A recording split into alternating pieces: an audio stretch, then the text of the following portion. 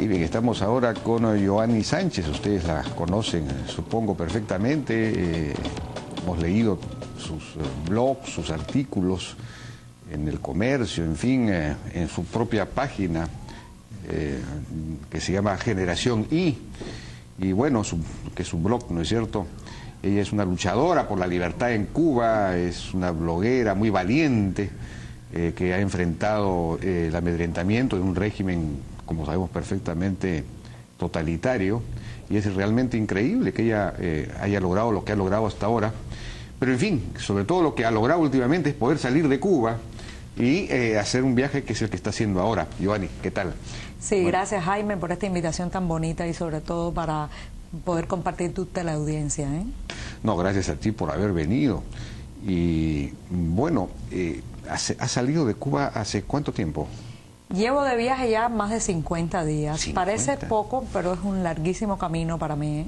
Me imagino, además debes ya de haber perdido los puntos de referencia, ¿no? Ya no sabes dónde estás, o sí sabes dónde estás. Bueno, sí, ha sido un viaje muy intenso, pero llevaba tanto tiempo planificando este viaje, tanto tiempo deseando salir, cumplimentar invitaciones que creo que estoy aprovechándolo al máximo.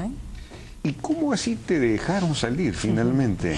Bueno, yo no utilizaría el verbo dejar, ¿no? Yo creo que llegó un momento en que al gobierno cubano se le hizo insostenible mantenerme dentro de la isla, no solamente a mí, sino a muchos otros activistas que pues habíamos solicitado viajar, habíamos denunciado el absurdo migratorio cubano al que están sometidos todos los ciudadanos que viven dentro de la isla, y pienso que en un momento el costo político de no permitirnos viajar fue muy alto de pagar, así que el 14 de enero se hizo una reforma migratoria. A partir de esa reforma algunos todavía no han podido viajar, otros, entre los que me encuentro, sí, y yo creo que es algo como una prueba que están haciendo, una especie de test, a ver cómo funciona, pero por el momento nos está permitiendo acceder a ciertos micrófonos, a ciertos espacios internacionales, ¿no? Porque tú habías solicitado salir de Cuba innumerables veces para recibir premios, invitaciones y cosas de ese tipo. ¿Cuántas veces solicitaste tú salir? Sí, yo solicité en 20 ocasiones 20. y tenía un pasaporte muy peculiar, que era un pasaporte repleto de visas hacia todas partes, pero sin un solo permiso para salir de mi propio país. Increíble. Sin embargo, tú lograste. ¿Cómo hiciste para salir? Vos tú has estado en Suiza, que yo sepa, ¿no? Has estado un par de años, me parece, ahí. Sí, eso era antes de tener un blog. Antes de tener un blog, de pronunciarme, de ser una persona crítica, yo pude salir en un momento, gracias fundamentalmente a que en ese entonces me desempeñaba como profesora de español y guía de la ciudad para alemanes y suizos, ¿no? Entonces, entre mis alumnos me ayudaron a costear un viaje a Europa. Pero inmediatamente que abrí un blog y empecé a decir lo que pensaba, el cerrojo insular se cerró para mí, Bueno, ¿y cómo hiciste para...? Porque ahora lo que me pregunto es, ¿de repente no te van a dejar regresar? No que de repente te han permitido salir para que te vayas, para que no regreses. Es posible, sí, que en las cuentas del gobierno pues hayan pensado, bueno, dejémosla salir a ver si quiere quedarse fuera. No tengo ninguna intención de radicarme en otro país que no sea el mío. Para mí la vida no está en otra parte sino en otra Cuba, y si no me dejan regresar legalmente, cosa que dudo porque sería una violación muy grande de la propia legalidad cubana, ya he dicho que me convertiré en la primera balsera en dirección contraria, ¿no? Hacia Cuba. Exactamente, lo que casi nadie hace yo lo haría, Me imagino que nadie hace, ¿no? Porque tú crees que ella es quien lo haga. Digamos casi nadie, siempre hay que dejar un margen a la peculiaridad, ¿no?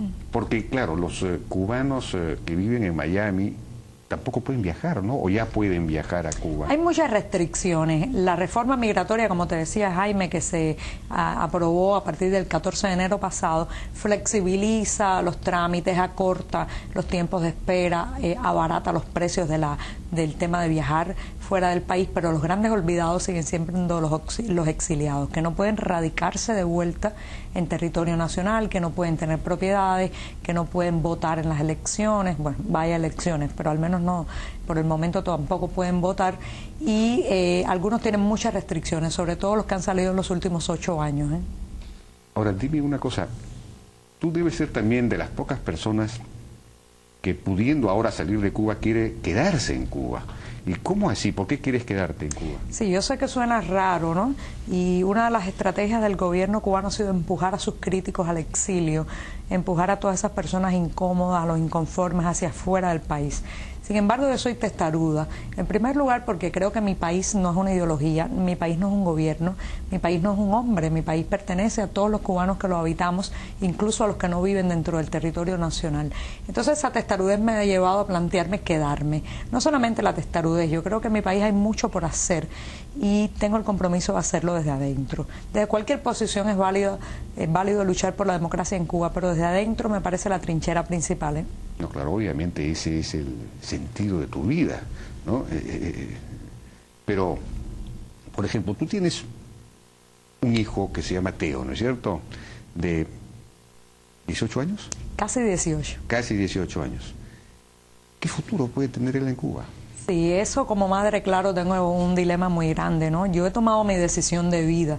Falta que él, como la persona adulta que es, tome su decisión de vida. Cada día que lo miro a Teo, el Teo le decimos en casa, pienso que un buen día me dirá, bueno, mamá, quiero emigrar, ¿no? Yo creo que toda madre cubana siempre teme eso en sus hijos. Pero ¿qué voy a decirle? Quédate en el país donde tienes las raíces o vete a un lugar donde puedes hacer frutos. Ese es mi dilema. No sé qué bonita frase. Sí, no sé qué le diré en su momento, pero si se va será por poco tiempo, porque creo que Cuba va a cambiar, ¿eh? Porque, por ejemplo, él ya debe haber terminado el colegio, ingresado a la universidad. ¿Qué está estudiando? ¿Qué va a estudiar?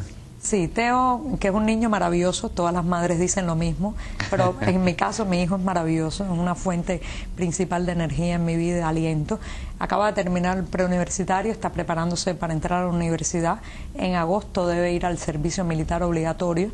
Y bueno, te digo que es mi principal pilar para hacer lo que hago y mi principal preocupación, ¿no? Servicio militar obligatorio, bueno, pero eso es... ¿Cómo será el servicio militar obligatorio dentro de un régimen ya demasiado obligatorio? ¿Cuánto dura el servicio militar obligatorio? Depende. Si el joven no logra alcanzar una plaza en la universidad, son 2 años. Si logra alcanzar alguna, es solamente 1 año. Ah, bueno, ya, correcto. Es un año difícil, pero bueno, es un trago amargo que hay que pasar, porque si no después la zozobra de que puedan llamarte al servicio en otro momento sigue manteniéndose, ¿no? Ahora, tú digamos, migraste en un momento dado a Suiza, te quedaste ahí un par de años, todavía no eras bloguera, no tenías visibilidad pública, y entonces, claro, no eras un factor complicado, pero desde el momento en que comenzaste a actuar en las redes, claro, te volviste una pesadilla de alguna manera para el régimen, ¿no es cierto? Pero tú has utilizado la tecnología en información, las redes sociales, ¿no? En un país en el que, sin embargo, Internet prácticamente no existe o no existía. Cuéntanos cómo fue, es decir, que tú empezaste con un blog, ¿cómo fue esto? Sí, bueno, yo creo que mi historia se parece a la historia de muchos activistas que ahora mismo en Cuba están trabajando con la tecnología como un altavoz cívico, ¿no? Yo ensamblé mi primer ordenador en 1994 con piezas adquiridas en mercado informal, canjeadas. Sí. Le decía a mi pequeño Frankenstein porque era un monstruo, pero con ese pequeño Frankenstein hice mi primer periódico y a partir de ahí creo que algo cambió definitoriamente en mi vida. Algo se mezcló entre la tecnología y el deseo de decir, y en 2007 abrí mi blog Generación Y o Generación Y, como quieran llamarlo, y a partir de ahí asumí una gran responsabilidad, no solamente por narrar mi realidad, sino porque me di cuenta que había muchos cubanos que no tenían acceso o la posibilidad de acceder a ese tipo de tecnología, que también querían hablar a través de mí o al menos tratar de narrar sus historias a través de mi blog. Y bueno, pues en esa travesía personal y colectiva estoy hace 6 años, ¿no? Hace 6 años. Pero tú ¿tienes en tu casa una computadora? ¿Tienes internet? No, internet no tengo. ¿No tienes? Cuba es el país del hemisferio occidental con menor acceso a internet. Estaba prohibida el internet, ¿no? Estuvo mucho tiempo prohibida. Ahora es posible, por ejemplo, para funcionarios muy confiables, para personas políticamente muy correctas, para extranjeros residentes en territorio nacional. ¿Y cuál es la otra opción que queda para ciudadanos como yo? Bueno, pues acercarse a un hotel, comprar una hora de internet que cuesta entre 8 y 12 dólares la hora, dependiendo de la calidad del servicio, y ese es prácticamente la mitad de un salario mensual, o sea, es un precio prohibitivo. En mi caso, acumulo textos en mi casa, escribo, en el ordenador que tengo, que me gané cuando mi blog fue elegido el mejor blog del mundo por los premios DevOps en Alemania, y acumulo textos, los llevo a una memoria flash o memoria USB, y entonces cuando logro acceder desde un hotel, programo los textos para que vayan saliendo a internet aunque yo no esté conectado. O sea, es una manera de tener internet sin internet. O sea que tu blog está, claro, en la nube, por supuesto, pero no es visible en Cuba, es visible en el resto del mundo. Es visible en Cuba para las personas que, uno, tengan acceso, que son muy pocas; dos, que tengan el valor de atreverse a entrar a un sitio muy radioactivo, muy satanizado. Pero, sin embargo, para todo problema hay una solución. Entonces, ¿qué hacemos los que estamos en un caso similar al mío, los bloggers alternativos o independientes? Hacemos copias de nuestros blogs para distribuir a través de CD, DVD y memoria flash. Eso sí corre increíblemente en las redes alternativas de distribución.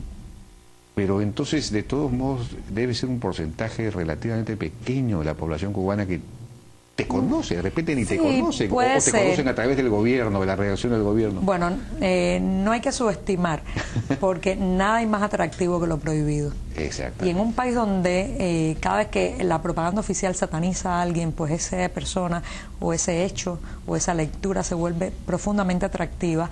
Ese es un elemento que nos ha ayudado a difundir nuestra voz. No quiero parecer arrogante ni parecer demasiado autosuficiente, pero cuando yo camino por las calles de La Habana, muchas personas me reconocen y eso me llena de satisfacción, pero no trabajo para eso. Si el único que me leyera es el oficial de la seguridad del Estado que me atiende, yo seguiría escribiendo, para digamos, convertirlo a él. Sí, yo creo en la conversión humana. He visto una película fabulosa, una película alemana que se llama La vida de los otros, donde el hombre que escuchaba al otro lado de la pared, el hombre de la Stasi alemana que vigilaba a estos dos intelectuales, termina convertido por ellos. Esa película es extraordinaria. Muy buena, yo creo en eso. Podemos convertirlos. Y eso de repente ya ha ocurrido. ¿Hay alguien que se haya convertido? Sí, cómo no. Por ejemplo, invito a los teleaudientes que vean una entrevista que hace poco tiempo publiqué en mi blog, precisamente con un joven que trabajó en la Universidad de Ciencias Informáticas y fue un policía de la web, un soldado de la web, una persona que estaba allí incluso para atacarme a mí. En la entrevista me contaba que a él le decían: atácala, pero no la leas, lo cual quiere decir que mis palabras contagian,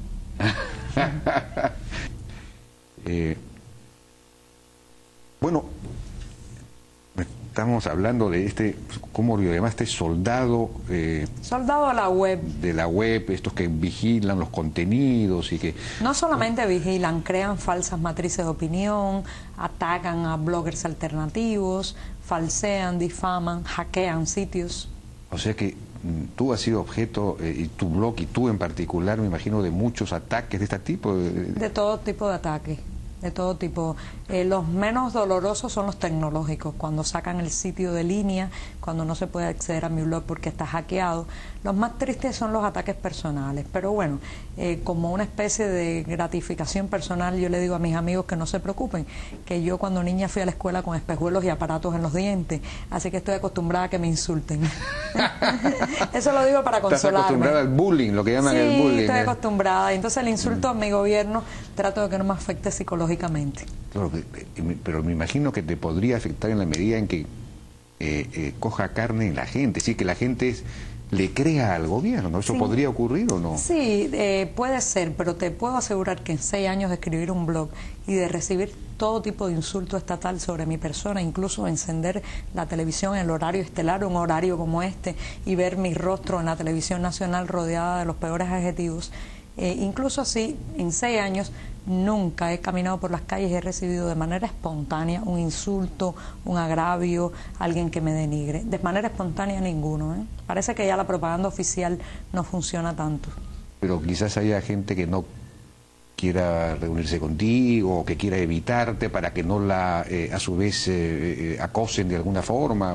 Sí, porque una de las estrategias de este tipo de campaña de difamación, que en Cuba llamamos incluso el fusilamiento mediático, es convertir a la persona en alguien radioactivo para que los demás no se acerquen, hacerle pagar el costo de su opinión. Y sí, he perdido muchos amigos, gente que me dice: no puedo ir a tu casa porque me meto en problemas, o no puedo ir a tu casa porque mi hijo quiere ir a la universidad, o porque quiero hacer un concierto en un lugar público.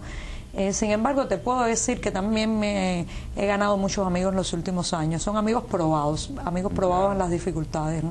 De acuerdo. Y ahora, debe ser, ¿tú no tienes miedo? Porque debe ser peligroso. A mí me sorprende que, digamos, tú eres objeto de ataques de esta naturaleza, linchamientos mediáticos, me has dicho, no recuerdo qué palabra.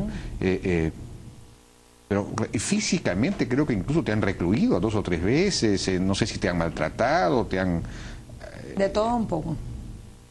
Ha habido amenazas, golpes físicos, golpes morales, pero eso no es lo que más me entristece, ¿no? Yo creo que más allá de las detenciones arbitrarias, de lo que yo llamo incluso secuestros al margen de la ley que he sufrido, lo más triste es el día a día, ¿no?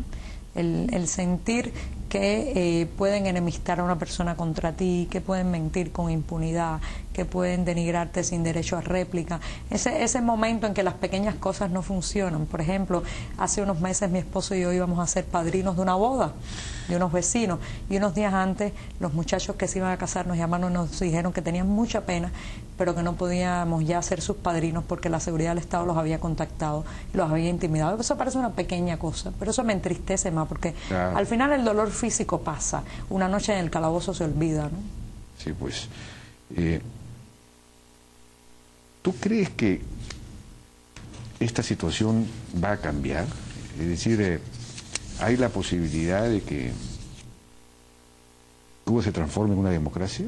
Estoy esperanzada a pesar de que veo muchas señales difíciles en mi país, mucha intolerancia acumulada, mucha testarudez por parte del gobierno, pero sin embargo ahora mismo estamos en una coyuntura que da esperanzas. Por ejemplo, está la realidad biológica. La generación en el poder está muriendo. Me entristece decirlo, pero parece ser que la biología hará en mi país lo que no ha podido la rebeldía, ¿no? Sí, es triste, pero así mismo será, ¿no? Por otro lado está el elemento Venezuela. No es un secreto para nadie que Venezuela está manteniendo a Cuba. El gobierno venezolano está enviando recursos, subsidio, petróleo, que le ha dado una vida extra al régimen de La Habana. Y también está el tema de que cada vez menos gente dentro de Cuba cree en el sistema. Entonces hay un brote de inconformidad, una especie de ebullición en las fuerzas críticas, y todo eso acompañado de santa tecnología. Santa tecnología. La tecnología, los memory flash, los CD, los DVD, las redes sociales, Internet, a pesar de que llega tan accidentadamente. Yo creo que esa fórmula tiene que darnos un país mejor, ¿eh? Bueno, la santa tecnología, efectivamente, porque que yo recuerdo en Cuba, el tema es que la gente no tiene fuentes de información alternativas, digamos. Me parece que hay 5 canales, de los cuales 2 son de deportes, 2 creo que pasan telenovelas y 1 pasa noticias, pero todas las noticias son exaltadoras de la labor del gobierno, pintando un mundo perfecto. Sí, Cuba es el paraíso y el mundo es el infierno, sí, esa es la fórmula. Exacto, ¿no? Pues yo recuerdo haber estado ahí y haber visto unas imágenes del Perú de violencia, de unos movimientos, unas huelgas muy violentas, unos disturbios terribles. Entonces, claro, si el Perú es así, pues mejor nos quedamos como estamos nosotros, ¿no? Sí, eso es típico. Incluso yo estudié filología alguna vez, aunque ya no la practico, y una vez una colega hizo un análisis sobre el tema del uso de los verbos en la prensa cubana. Todos los verbos para las noticias nacionales eran positivos: crecer, desarrollar, aumentar. Los verbos de las noticias internacionales negativos: morir, matar, disminuir, ¿no? Era muy interesante, incluso desde el punto de vista lingüístico, ¿no? Bueno, pero después de ese lavado de cerebro cotidiano, ¿tú crees que hay... Eso debe ser parte de la explicación por la cual no hay una rebeldía frente al sistema, ¿no? También el problema de Cuba es, uno, nos introducen el policía en el cerebro desde muy temprano. Desde muy pequeños nos hacen ver que no hay nada por hacer, que nada se puede cambiar. Tenemos miedo de que el amigo sea un delator, de que el vecino sea de la seguridad del Estado, de que el familiar, incluso el hermano propiamente dicho, vaya a delatarnos, ¿no? Vaya a informar sobre nosotros. Entonces eso crea una sensación de parálisis. Y por otro lado, muchas veces la rebeldía se ha expresado en la emigración. Basta ir ahora mismo a las afueras de los consulados en La Habana y ver las largas filas esperando un visado para emigrar. Así demuestra la mayoría de las veces el cubano su rebeldía y su inconformidad, ¿no? Ha habido intentos de formar grupos, digamos, alternativos, grupos políticos o movimientos políticos, el de Osvaldo Payá, por ejemplo, ¿no? ¿Eso se ha diluido o no ha No, podido? para nada.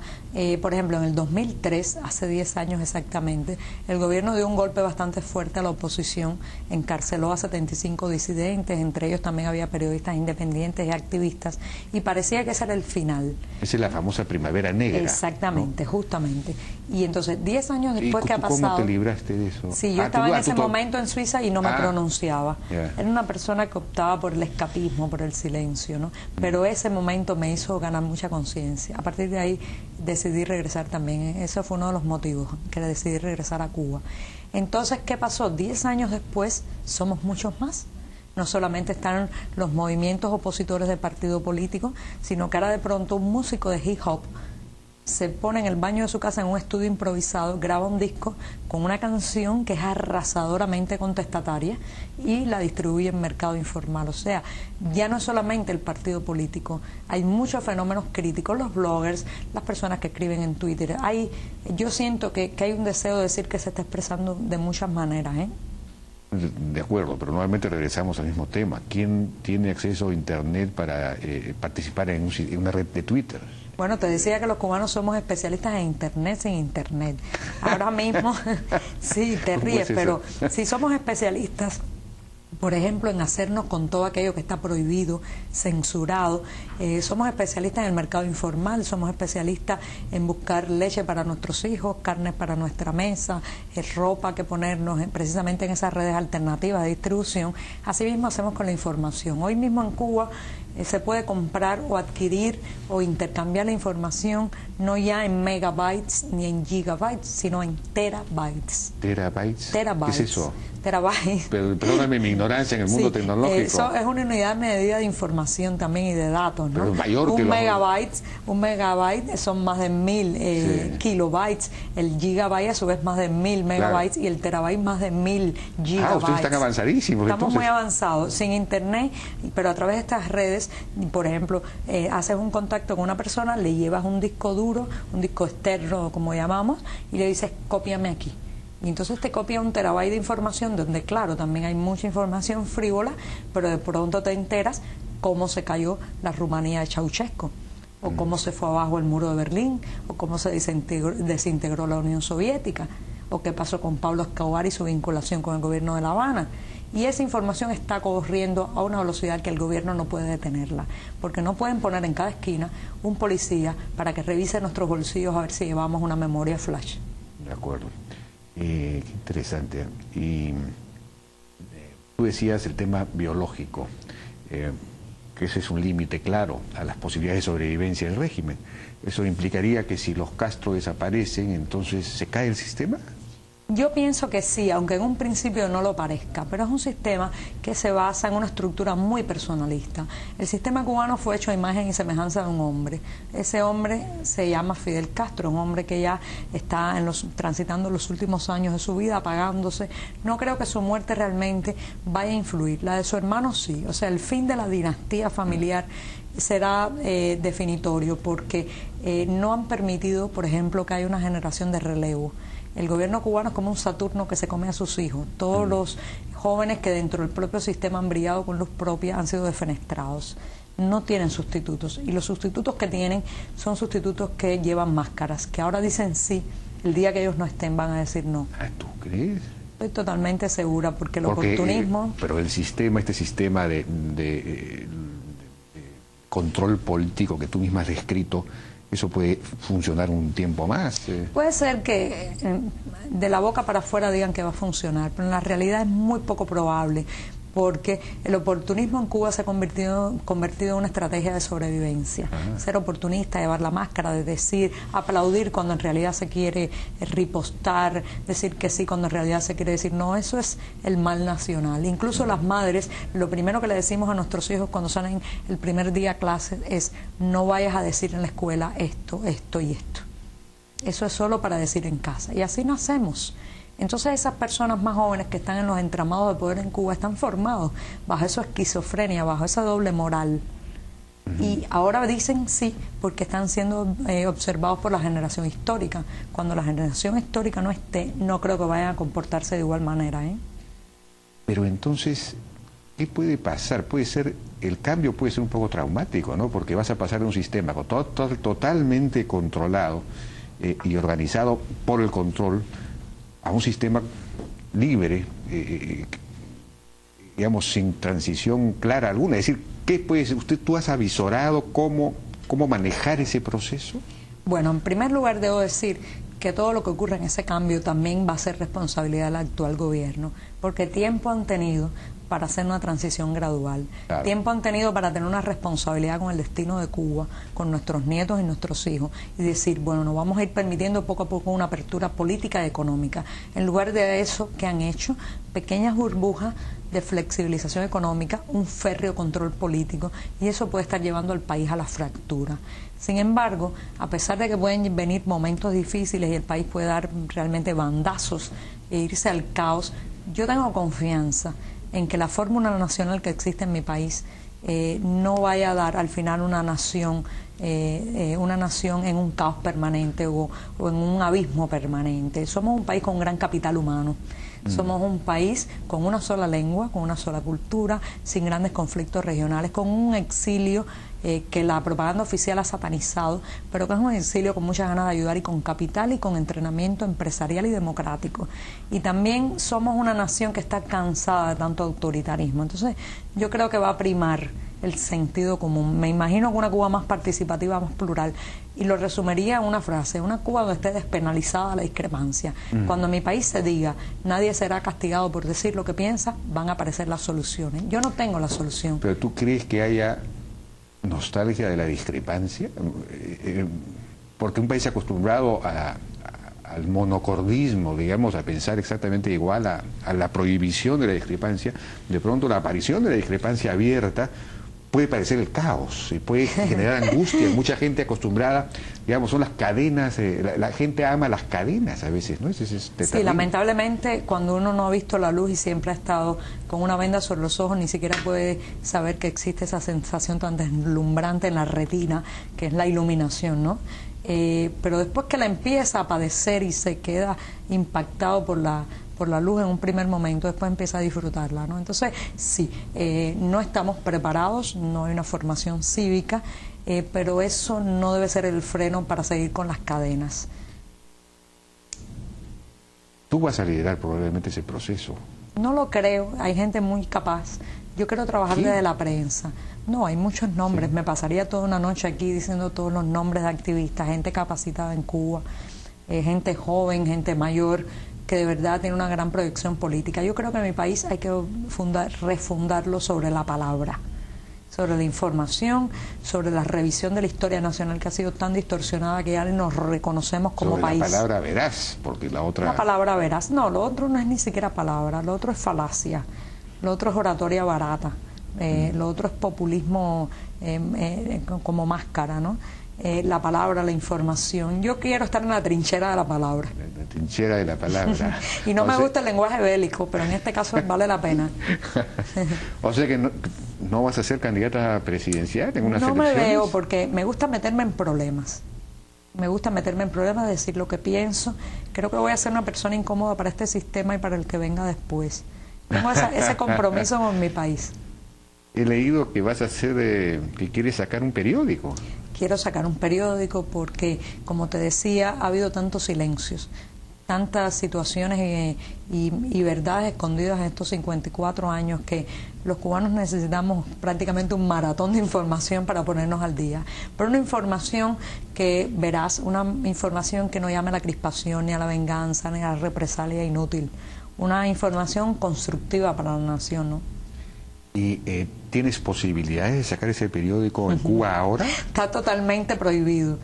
Pero bueno, toda mi vida es prohibida, toda mi vida está prohibida. Respirar en Cuba podría estar prohibido también, ¿no? Voy a utilizar esas pequeñas grietas que se han abierto en el muro, empezar con un periódico digital, tratar de llegar a través de las redes alternativas que antes te describía Jaime, a mis posibles lectores. Posicionar de alguna manera un periódico veraz, pegado a la realidad, que no solamente tenga una clara posición sobre el tema de derechos humanos y libertad de expresión, sino que también sea un periódico moderno que hable muchísimo de cultura, que hable de empresa, que hable de temas inmobiliarios, en fin, que el cubano promedio quiera acercarse a sus páginas, leerlo, y el día después, cuando ya todo sea más fácil, pues ya tenemos nuestros lectores, ¿no? Qué bien, qué interesante. ¿Y cuándo saldría este periódico? Quiero que nazca antes de que termine este año. Tengo el sueño. Es una cosa rápida. Sí, no es solamente un sueño en el éter o en el pensamiento, sino que además ya hemos trabajado mucho arduamente, un equipo de trabajo. Me encanta trabajar en equipo, me encanta que me lleven la contraria. Así que somos un gran equipo, tenemos las ideas, ya tenemos hecho el diseño y solo basta nacer, y en el camino mejoraremos mucho. ¿Tienes hasta la diagramación? Todo está hecho. Caramba, no sé, tu sueño ya. Ya lo verás, ya lo verás. Tú y también los televidentes. Vamos a ver de todos modos. Algunos temas económicos, Yoani. ¿Qué es tu fuerte? No, mi fuerte, todos son muy fuertes. Los periodistas no tienen una especialización necesariamente, pero tú, ¿de qué vives? Sí, mira, eso es una buena pregunta. Yo durante más de 14 años de mi vida, después que me gradué de filología, me dediqué a dar clases de español. Eso me permitió pues hacer contactos en todas partes del mundo, tener una autonomía económica que inmediatamente me llevó a autonomía política, ¿no?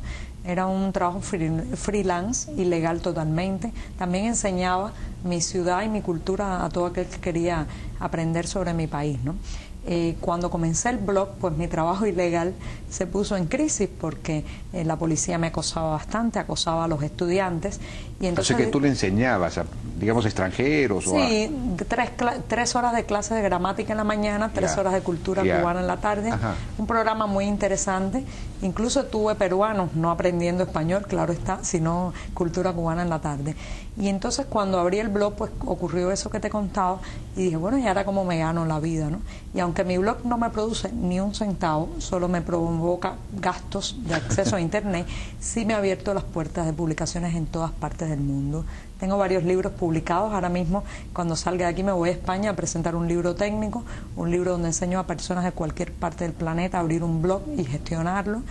Y tengo la suerte de poder publicar en muchísimos medios de prensa, como El País, como el propio Comercio, El Comercio aquí en Perú, también New York Times. Todos ellos te pagan, pero ¿cómo te llega el Bueno, dinero? Es muy accidentado. Incluso a veces pienso que estoy trabajando para el futuro, porque a veces es tan complicado, tengo que esperar que un amigo viaje, que se acumule determinada cantidad y me llegue, es muy accidentado. Sin embargo, te digo y te aseguro que lo que deseo realmente es poder publicar en los medios de mi país, aunque no me pagaran ni un centavo.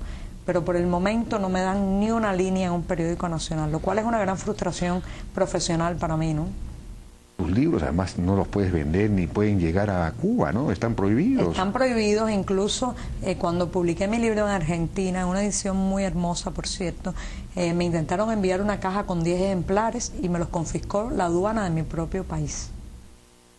Increíble. O sea que tú ni siquiera pudiste ver tu libro, tu propio libro. Ni siquiera. Por eso te digo que este viaje ha sido tan intenso, porque es un viaje de desagravio personal, para poder hacer todo aquello que me prohibieron e impidieron, y entre eso, ver mis propios libros, ¿no? Claro, tu propio libro, que es una emoción, de todos modos. Una emoción, claro. Olerlos, sentirlos en las manos, claro. Que los lectores se acerquen y me digan, por favor, un autógrafo. Eso es muy emocionante, porque me lo habían arrebatado, La economía cubana, claro, subsiste por el subsidio venezolano, que no sabemos si es que se va a mantener o no. Maduro, acaba de aparecer un artículo de Carlos Alberto Montaner señalando que siempre fue un agente, incluso antes de Chávez fue un agente cubano, o sea que en realidad Cuba está muy interesada en que Maduro gane la elección para seguir manteniendo, me imagino, el subsidio, pero ha habido, sin embargo, cambios en los últimos años, algunos cambios, algunas mini reformas, ¿no es cierto? ¿Tú puedes sintetizar eso? Sí, yo te diría en primer lugar que ha habido flexibilizaciones económicas, ninguna en el plano político, claro está. Son flexibilizaciones que yo diría que van 2 pasos por detrás de la realidad. Por ejemplo, se autorizó la compra y venta de casas, ya se estaba vendiendo y comprando casas en mercado ilegal, con mucho riesgo, pero se hacía. Se permitió que los cubanos tuviéramos la posibilidad de contratar una línea de celular, ya lo hacíamos, capturábamos a un turista en la calle y le pedíamos de favor que abriera la línea para nosotros. Y bueno, pues así, por ejemplo... O sea que ahora sí puede haber celular, digamos, la gente sí puede tener un celular. Ya puedes tenerlo a tu nombre. Ya. Antes, pues los turistas nos hacían el favor y lo teníamos a nombre del turista. Ahora, finalmente, podemos dar la cara en el contrato telefónico, ¿no? También, por ejemplo, se permitió la compra y venta de autos, no de todo tipo de autos. Ahora podemos comprar autos soviéticos o autos de antes del 59, está bien. Y no quedan muchos tampoco. No quedan muchos, pero algunos quedan todavía echando humo por La Habana y por otras partes del país.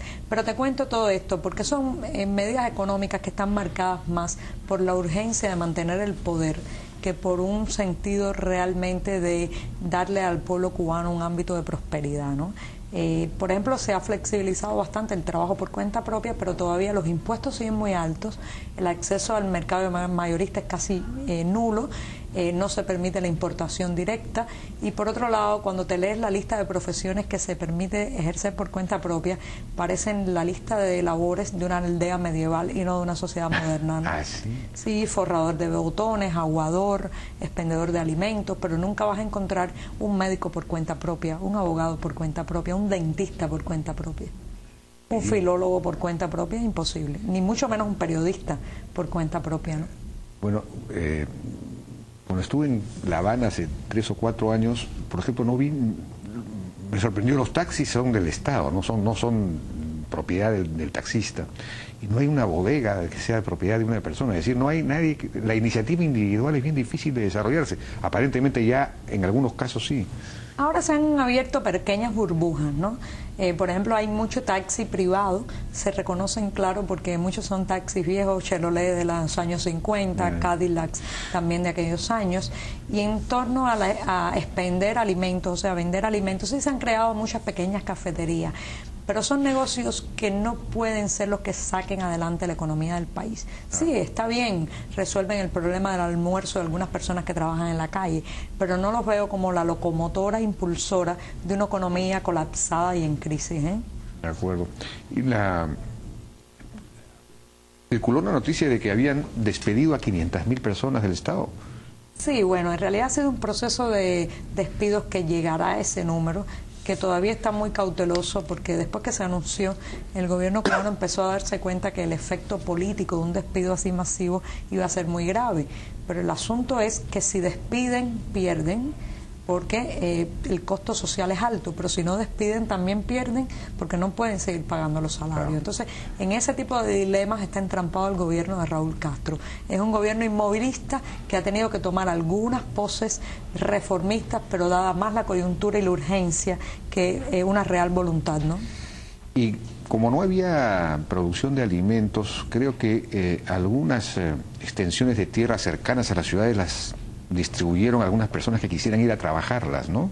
Pero eso tampoco ha funcionado muy bien, creo, porque como no hay un mercado de abastecimientos, en fin, no sé cómo ha funcionado esa experiencia. Sí, es el tema del usufructo de la tierra, que, bueno, después de años y años en que el Estado tenía una cantidad enorme de tierra en el país, más del 70% de la tierra estaba en manos estatal, tierras que estaban ociosas en la mayoría de los casos, estaban llenas de plantas malas, hierbas malas, las llamadas hierbas malas. En el caso de Cuba hay una muy, muy negativa que se llama el marabú, las tierras estaban prácticamente llenas de marabú. Pues entonces con esta nueva legalidad se otorgó la tierra en usufructo, un usufructo de 10 años, que para el tema de la tierra es poco, pero además eran tierras que los campesinos han tenido que empezar a rearmar y rehacer prácticamente en las peores condiciones, sin acceso a grandes maquinarias, con muchas restricciones para vender la mercancía que después produce la tierra. O sea, hay cierta cautela en el campesino cubano porque teme que después que la tierra ya esté habilitada, que esté dando frutos, que esté con un pozo hecho y una casa hecha también en el lugar del usufructo, el gobierno venga y diga, bueno, pues ya, te puedes ir, ahora es mía. Es la cautela y la suspicacia que tiene el que ha visto demasiados pasos atrás. De acuerdo. Ahora, ¿cómo es este asunto? Algo que no se puede entender, el sueldo es de $20 o $30 más o menos. Fuera de eso creo que hay una asignación, no sé cómo le llaman exactamente, una cuota, que creo que alcanza para una semana, algunos productos. Y sin embargo la gente cómo sobrevive, parece que sobreviven resolviendo. Cuéntanos cómo es eso. Sí, ese es el gran misterio nacional. Hay una frase muy simpática que se dice mucho en Cuba, dice, el gobierno hace como que nos paga y nosotros hacemos como que trabajamos, ¿no? Pues ese pago en la mayoría de los casos no excede los $20 al mes. Hay un mercado racionado, es cierto, con precios subvencionados, calidades limitadas y calidades muy dudosas, ¿no? Nadie puede sobrevivir con el mercado racionado nada más, porque no alcanza la cantidad de productos y porque sería una alimentación tan deficitaria que la gente moriría de desnutrición rápidamente. Entonces, ¿qué hace la mayoría de los cubanos? Bueno, pues se lanza a comprar en los otros mercados, en el mercado informal, también se llama mercado negro en Cuba, que es un mercado muy raro porque no puedes decir que está en un lugar, a veces te tocan a la puerta, abres, es una señora que vende huevos o vende queso o vende leche y así es el contacto con el mercado informal, es un mercado de confianza, se establece a través de la confianza. Es un mercado donde está la ley de la oferta y la demanda, no tiene ninguna relación con los salarios.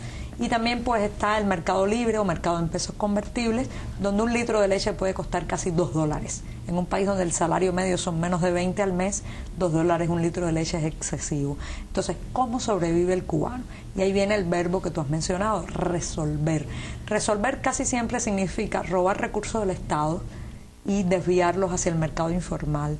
Eso también se llama por la izquierda o la búsqueda. Cuando un trabajador en Cuba va a buscar un empleo, no pregunta cuánto gana. No le importa el salario, lo que quiere saber es qué se puede robar en ese lugar, que después se pueda vender en mercado informal para obtener ganancias. O sea que el mercado informal a su vez se nutre de estas cosas sustraídas de las empresas públicas o de los ministerios. Sí, desfalco total al Estado. El Estado lo sabe y lo que a veces nos preguntamos es que si se hace de la vista gorda, porque eso también es un mecanismo de control. Cuando alguien está robándole al Estado para sobrevivir, claro está, no va a meterse en política, no va a meterse a opinar, porque entonces la lupa del poder, el microscopio del poder se pone sobre su vida y siempre va a encontrar lo ilegal que hace la persona y allí se termina todo, ¿no? Bueno, están además las remesas de los cubanos que viven en Miami. Quería preguntarte un poco también por eso, por los mismos cubanos, todos que estaban en Miami ahora, ¿cómo se ha encontrado eso? Sí, bueno, muchísimas familias cubanas, yo creo que la gran mayoría, si miro a mi alrededor y lo compruebo, viven gracias a las remesas que llegan de sus familiares exiliados, no solamente en Miami, hay cubanos en todas partes, ¿no? En Berlín, en Buenos Aires, en Lima, y esas remesas se convierten en una ayuda vital para llegar a fin de mes. Hay también un juego de palabras, porque los cubanos somos muy ingeniosos, como tú sabes, con esto de los chistes y el humor, y entonces decimos que aquellos traidores porque la propaganda oficial lo llamaba así, Fidel Castro los llamaba así, les decía escorias, gusanos, cuando se fueron, fundamentalmente en 1980, cuando el puerto del Mariel, aquellos traidores hoy se han convertido en traidólares. O sea, son los que sostienen económicamente la nación en muchos sentidos. Y bueno, sí, he hecho un viaje a Miami hace poco. Es un viaje que me ha cambiado la vida en muchos sentidos porque soy de una generación que nació adoctrinada y creció adoctrinada con aquello de que el exilio era el enemigo de la nación, que el exilio era apátrida, que el exilio era la mafia de Miami, incluso le dicen en todos los medios nacionales, y de pronto estoy allí y me encuentro gente muy plural, gente muy diversa, con muchas opiniones diferentes, con un espectro de opinión y sobre todo gente muy cubana. Me he encontrado que en Miami y a cubanos que he encontrado también en Praga, en Puebla, en todos los lugares donde he estado, en Nueva York, están conservando a veces la nación más que nosotros mismos. Conservan las recetas de cocina que nosotros no hacemos, parte de la música que en Cuba está censurada, parte de la literatura que nunca nos han permitido leer. O sea, están conservando a Cuba fuera de Cuba y eso me ha impactado mucho, ¿eh? Qué bonito, qué simpático.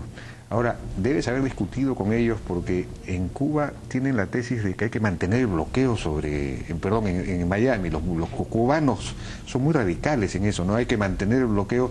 Tú no, creo que no estás de acuerdo con que se mantenga el bloqueo norteamericano sobre Cuba. He encontrado todo tipo de posiciones en Miami sobre ese tema y yo creo que si de algo ha servido mi viaje, y espero que así haya sido, es para decir, bueno, podemos estar a favor o en contra. Yo estoy en contra porque me parece que es el gran pretexto que tiene el gobierno cubano para explicarlo todo. Así es. Desde el hecho de que no haya comida o no haya suficiente comida hasta el hecho de que no haya libertades políticas, ¿no? Claro. Entonces lo que he notado en Miami es que hay una gran percepción de que podemos concentrarnos en el punto que nos une y no en el que nos separa. Y lo que estamos concentrados es en la democracia cubana. El tema del embargo es un tema que el gobierno cubano ha tratado de poner en el primer plano como protagonista. El protagonista no es ese. El protagonista es el bloqueo que el gobierno cubano le tiene impuesto a sus ciudadanos. El bloqueo de libertades, el bloqueo de decisión, el bloqueo de espacios. Claro, el problema es que se utiliza, como tú bien decías, el bloqueo norteamericano como un arma para justificar el bloqueo interno. Pero, o sea que en Miami, los cubanos de Miami están pensando, están diseñando una democracia para Cuba. Yo creo que la estamos diseñando en las dos orillas, ¿no? Porque, y te decía esto porque justamente un texto que leí ante ellos, un texto que escribí para ellos y que leí en la Torre de la Libertad, iba sobre ese tema, que un día, la primera vez que yo salí de Cuba, me encontré un alemán en Berlín, que cuando le dije que yo venía de Cuba, me preguntó, ¿y de qué Cuba tú eres? ¿De la de Fidel Castro o de Miami? Y a mí me molestó mucho y le dije, yo soy cubana de José Martí. Y eso yo creo que es el espíritu que debe primar ahora mismo. No más divisiones, no más enfrentamientos. Concentrémonos en Cuba libre, más allá de las diferencias. Yo sentí un poco de ese espíritu. Espero no estar esperanzada en vano, pero sentí que el tiempo de la división ha pasado, ¿eh? Rápidamente, porque ya nos ha ganado el tiempo, has estado ya unos días en el Perú, creo que te has reunido con Mario Vargas Llosa. ¿Qué nos cuentas del Perú, de Mario Vargas Llosa? Tú no lo conocías a Mario Vargas Llosa, pero sí habías leído sus novelas y todo. Pues sí, estoy muy impactada con Perú, es un país de muchas sensaciones. Y no solamente en el tema gastronómico, sensaciones de colores, de sonidos, de la gente muy cálida. Estoy tratando de conocer todo lo que se pueda. Y uno de los grandes momentos ha sido, sin lugar a dudas, el encuentro con Mario Vargas Llosa, un hombre que no conocía en lo personal, que había leído intensamente y que ha cambiado mi vida. Porque gracias a un libro de Mario Vargas Llosa conocí a mi actual esposo, con el que llevo 20 años, gracias a la guerra del fin del mundo. Y también otro libro, La fiesta del chivo, estuvo a punto de cambiarme la vida cuando la incluí en mi tesis de graduación y por poco no me gradúo en la Universidad de La Habana. Así que le he preguntado cuál será su próximo libro. Por poco no te gradúas, ¿por qué? Porque el tema era porque políticamente... Mario Vargas Llosa es un autor bastante prohibido en Cuba. Claro. Entonces, un poco en broma, un poco en serio, le pregunté cuál será su próximo libro para irme preparando para el próximo cataclismo en mi vida, ¿no? Bueno, está bien, muy bien. Yoani, muchísimas gracias por tu participación en la Hora N y te felicito realmente por esta lucha, esta gesta en la que estás embarcada y que yo creo que está ayudando y va a terminar transformando a Cuba, conquistando la libertad que estás buscando. Te felicito. Muchas gracias a ti, Jaime, por permitirme este espacio, ¿eh?